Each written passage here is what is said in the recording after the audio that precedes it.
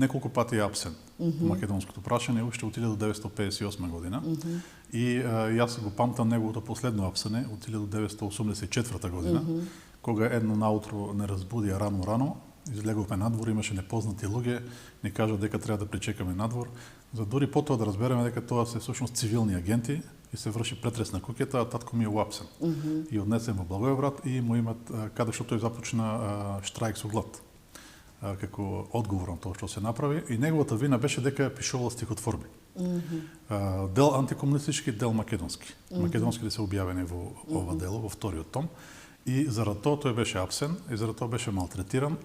И исто така тука се сите спомени за како дете за внимавај, не кажувај дека се слуша Радио Скопје, внимавај, не кажувај дека се слуша Радио Слободна Европа.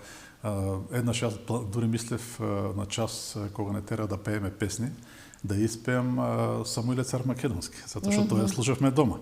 И не стигна до тоа јас да пеам, за среќа, така да се каже, и кога разбра моите што сум мислел да го направат, исклучително ми забранија и каже дека овие работи што се зборуваат дома, тие не се зборуваат никаде надвор.